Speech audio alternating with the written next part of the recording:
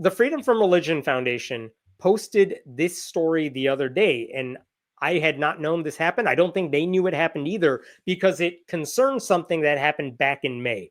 And this is what FFRF posted.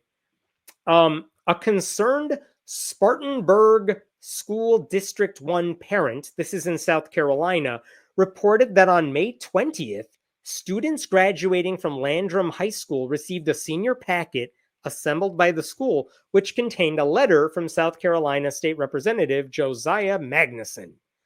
Okay, so the seniors who are graduating, they get this packet of stuff, and in it is a letter. And let's look at this letter for a second, because, okay, it's an official letter from his House of Representatives letterhead, dated May 15th. And I know the typing here, it's not the best quality of a scan, but okay, congrats on graduating. That's nice. The world is changing. I encourage you to continue learning. That sounds fine. What's happening here? Be mindful to acknowledge and honor the omnipotent person who our founders sacredly named in the Declaration of Independence as nature's God, the creator, the supreme judge of the world, and divine providence.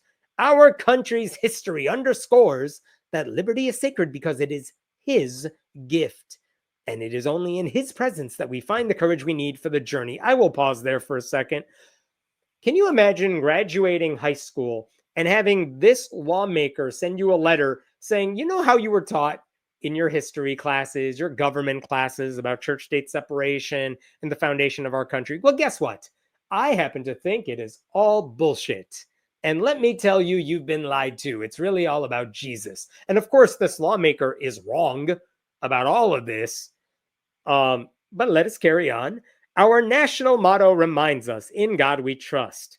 Our national motto since the 1950s, when we just decided to shove God into everything. To trust God, we need to prioritize getting to know him. Why are you telling me this? I'm graduating from high school. I urge you to read and meditate on his word. This is a weird thing to send to the atheists in this high school, the Muslims in this high school. I'm sure it's South Carolina and the majority is Christian, but also I'm sure a lot of the Christians are like, dude, I don't need this from you. I try to skip church when I can. What are you doing?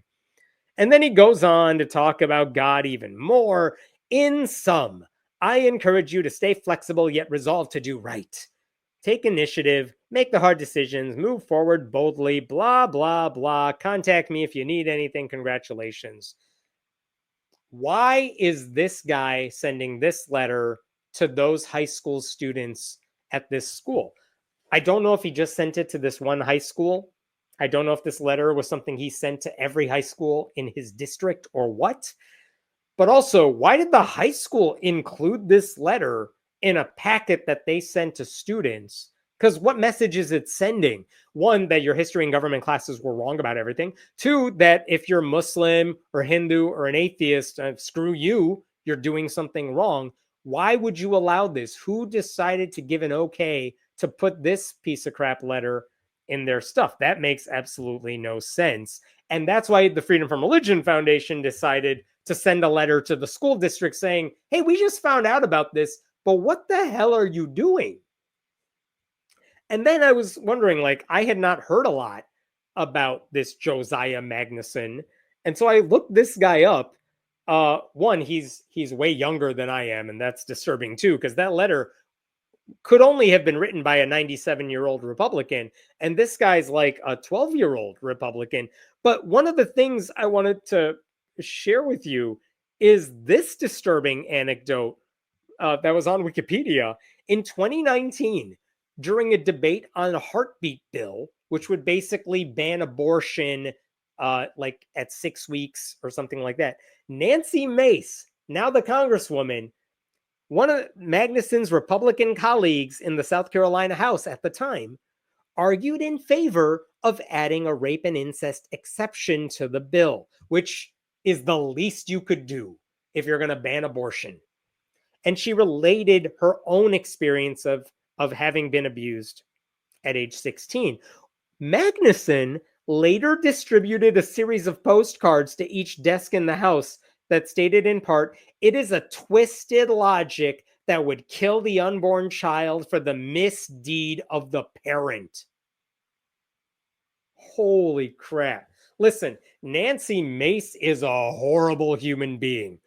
But if she's saying, listen, I was abused when I was a child, and I think if you're going to ban rape in the state of, ban rape, if you're going to ban abortion in the state of South Carolina, the least you could do is have exceptions for victims of abuse. And then this guy says, how dare you punish the unborn child for the misdeed of the parent, as if getting assaulted by somebody, sexually assaulted, is a misdeed on the victim's part. What the hell is wrong with this 12-year-old? So apparently, I went down a rabbit hole after that. This guy wrote an op-ed for the local paper after he did that. And this is what he said at the beginning. A controversy recently erupted at the State House over a pro-life postcard I distributed on the desk of each representative. The postcard said it is a twisted logic that would kill the unborn child for the misdeed of the parent. A better wording would have been, it is a twisted logic that would kill the unborn child for the crime of the rapist. There, I did it. That's what I meant to say. I apologize for any hurt or confusion that the initial wording caused, and I will strive to be more careful. And that's his way of saying, you guys, I'm sorry. I didn't mean to say the victims deserved it or that it matters what they're wearing. I just want to punish women who want to get a healthcare procedure. See, I'm the good guy. That's what this dude thinks is a mea culpa. By the way, there's one other thing you should know about this dude. This is from Rolling Stone, but this was an article from, what's the date on this? 2023. Members of the South Carolina State House are considering a bill that would make a woman who has an abortion in the state eligible for the death penalty. Yeah, I think like 24 South Carolina Republicans tried to pass a bill that would murder women who have abortions in the state. And of course, Magnuson is one of the dudes who thought this would be a good idea. No apology on that one. He totally wants women who get abortions to be murdered by the state because, you know, he's just a good God-loving dude who wants high schoolers to buy into his God. I haven't even heard of this guy, but this is just typical Republican state lawmaker for you at this point. Just insane. I want to murder women who have abortions because I'm the good Christian. That's what this guy is doing with his power. It is insane. And I'm only saying that, like, you can go down the rabbit hole too. I'm sure you have guys like this in your state. You should find out who they are. You should support whichever candidates are running against them. I hope that might be you one day. But I will say there is a happy ending to this particular story, which is that FFRF announced after they sent a letter saying, hey, school district, why the hell are you sending this letter in kids' packets? The superintendent confirmed via email that he had taken action regarding the issue.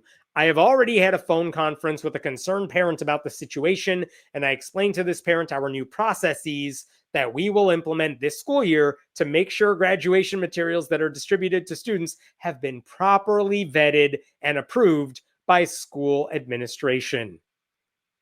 Okay, so the school's like, yeah, that was RB. We will make sure that letter never slips through again because from now on, we're going to vet the letters. And it does say something about South Carolina's legislature that a member of the state legislature could say, hey, I have a message I want to send to high school graduates.